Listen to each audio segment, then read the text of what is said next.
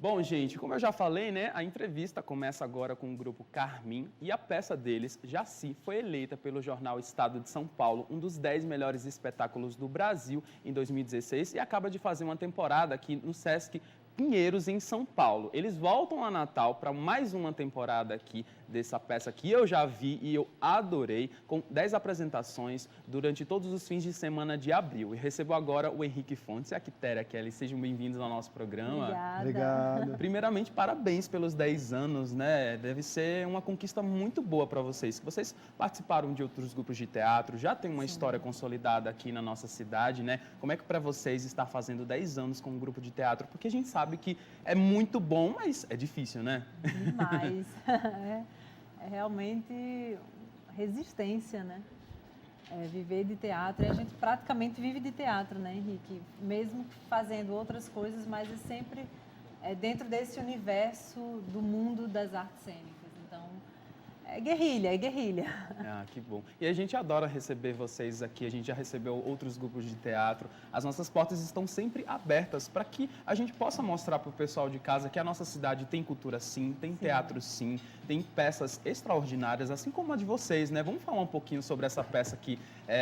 A temporada em São Paulo rendeu muitas críticas positivas, né? Como é que vocês receberam realmente essas críticas? Fala um pouquinho mais sobre o espetáculo em si. A peça, ela foi estreada em 2013, né? É uma peça de teatro documentário, né? Que trata da vida real de uma mulher chamada Jaci, cujos pertences eu encontrei dentro de uma frasqueira, uma dessas maletas, né, de mulher, no lixo, abandonado na rua. E dali partiu a investigação, primeiro, quem teria sido essa mulher, né? E por que aquela maleta foi parar no lixo. E a peça ela vai falando dessa investigação, do que a gente descobriu ao longo aí de 3 anos de investigação.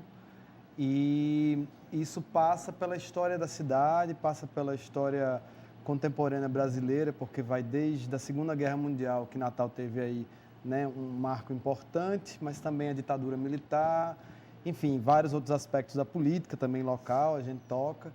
E eu acho que a peça acabou ganhando uma universalidade e a gente tem circulado muito pelo Brasil, por isso, porque ela retrata, a partir da vida dessa mulher, dessa anônima, né, que teria sua vida ali apagada, esquecida, um retrato do abandono dos idosos e dessa história que a gente tem perdido, eu acho que no Brasil, né?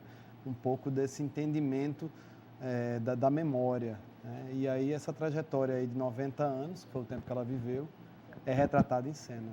Bacana, né? Eu queria que você explicasse um pouco mais sobre a questão do roteiro em si, porque além de vocês falarem sobre a história da Jaci, vocês também abriram outros questionamentos, principalmente voltados à história de Natal, à política e tudo mais. Como é que vocês tiveram essa ideia? Realmente ela tinha uma relação com a questão política, social, histórica da cidade?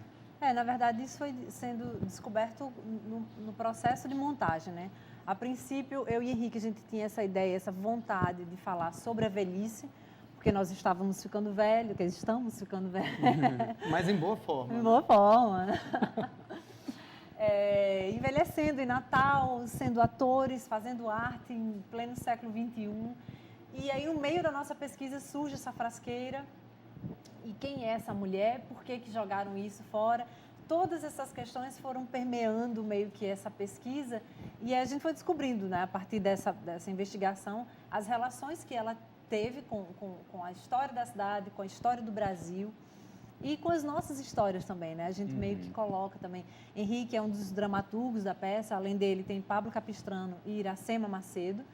E na construção dessa dramaturgia, a gente foi enxertando com pedaços, fragmentos de histórias nossas também, de memórias nossas na cidade, da nossa infância, e cheia, repleta de memórias de Jaci e da cidade de Natal, do que aconteceu com o país no período em que ela viveu, né? E o que é mais curioso é que se você visita essa história, assim como toda história revisitada, você vê que ela é cíclica e que ela se repete e a gente está hoje vivendo situações, aliás, muito parecidas dos anos 60, né, da ditadura. E é doido, porque as pessoas olham para a peça hoje que não teve modificação nenhuma desde a nossa estreia. Não teve modificação. Não. Incrível. Tiveram algumas atualizações em relação aos aspectos políticos, mas da história mesmo, não. Então, é assustador, porque você olha assim, nossa, mas isso vocês fizeram... Ainda está naquele mesmo ciclo, né? E está se repetindo, né? As modificações que nós fizemos na peça foram muito relacionadas ao teor político, né? Porque uma parte aberta mesmo da história que a gente vai modificando de acordo com as eleições que vão passando e tudo. E aconteceu um fato bem interessante agora em São Paulo, quando a gente estreou, é que no dia da nossa estreia foi o dia da morte de Teori Zavascki. A gente ficou sabendo da morte às 14 horas, às 20 horas a gente estreava em São Paulo e a gente meio que viu uma brecha lá no texto. Vamos colocar uma imagem dele enquanto a gente fala esse texto. Mas o texto não foi modificado, apenas a imagem dele entrou. Inclusive, isso deu matéria de jornal lá, as pessoas meio que falaram, nossa, o grupo inseriu a morte que acabou de acontecer na festa e tal, não sei o quê. Rolou um burburinho na cidade. O teatro documentário tem essa liberdade, né? A gente pensa muito que ali está um retrato da sociedade. Então, esse retrato, ele é, sim, atualizável como jornalismo, né? Sim. Que as notícias vão chegando e se aquilo tem a ver com o que a gente está falando, a gente insere. Então, espero que para essa temporada a gente insira alguma coisa. Espero que mude algumas coisas também, né?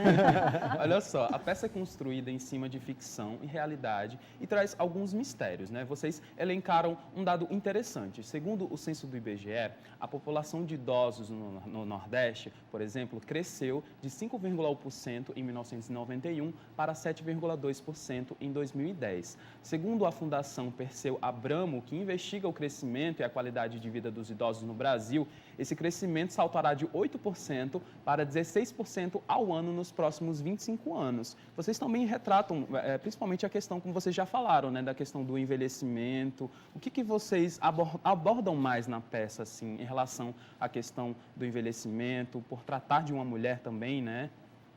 Eu acho que a trajetória dela, quando revelada, e o que aconteceu, né, um natural ciclo de abandono, eu digo natural de forma péssima, porque infelizmente a gente vê isso acontecer de forma muito recorrente com os idosos, né?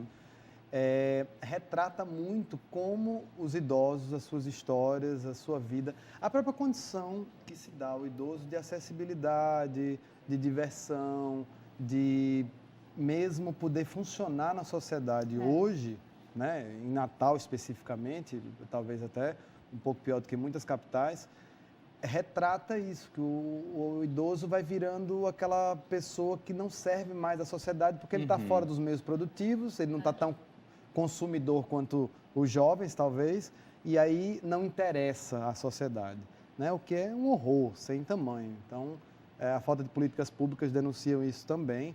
Então, a peça acaba mostrando, e esses dados que você traz aí só mostram como o abismo está se aprofundando. As pessoas esquecem que estamos ficando cada vez mais velhos, a gente é o próximo dessa lista, né? A gente vai estar precisando de cuidados e vai estar precisando de acesso, mas não há política pública para isso. Ninguém está discutindo isso, ninguém está questionando isso. É verdade, é muito importante falar sobre isso, né, aqui no nosso programa. E para que o pessoal possa realmente conhecer um pouco mais, quem ainda não assistiu a peça, vamos falar um pouco sobre as ações que vocês vão fazer relacionadas aos 10 anos de comemoração, né? Vocês vão voltar a temporada lá na Casa da Ribeira, né, que inclusive, que bom que a Casa da Ribeira está voltando, né, com mais programações agora. Quando é que vai ser a estreia? Conta para mim direitinho. Então, a gente inicia a temporada agora dia 1º, e vai até o dia 30, ou seja, um mês de abril inteiro, a gente lá na Casa Ribeira, sábado e domingo, sempre às 20 horas. E junto com a apresentação, a gente vai sempre pensar nessa data comemorativa em estar trazendo outras atividades paralelas ao espetáculo. A gente inicia agora com uma exposição dos 10 anos do grupo, né? Nós temos aí 3 ou 4 espetáculos desde a estreia, né? Fizemos Pobres de Marreca, um espetáculo que circulou bastante também. Porque Paris. Porque Paris, estreamos em 2015, não foi? Isso. E Jaci, e vamos estrear agora em julho a Invenção do Nordeste, que é o nosso próximo espetáculo. E legal. já tem material. E livro a gente também, vai... né? Vocês estavam me falando. Isso, a ideia é que a gente Isso. consiga publicar também esse ano ainda o livro dos 10 anos, que é uma reunião da dramaturgia produzida esse ano, né? Ou esses 10 anos do grupo, e fotos com imagens. Acho que vai ser um livro bem bonito. Muito legal, gente. Parabéns pelos 10 anos. Espero Obrigada. que vocês tenham mais 10, mais 10, mais 10. Voltem sempre que precisar aqui no nosso Legal. programa. Estamos de portas abertas aqui para a nossa cultura. Parabéns e obrigado pela participação aqui no programa. Obrigada a vocês pelo espaço, é muito importante para nós, artistas. Ontem foi Dia Mundial do Teatro, né? Verdade. Tivemos pouco que comemorar, mas comemorando ainda assim, porque estamos aqui fazendo, lutando. Está aí um grupo comemorando 10 anos, os Klaus têm 20, tem estandarte com 30 Estandarte, anos. né? Tem 30 anos. Então, assim, embora todas as dificuldades, o fato é comemorar a nossa existência e a nossa persistência. É isso aí. Né? Muito obrigado, Obrigada pelo gente. espaço.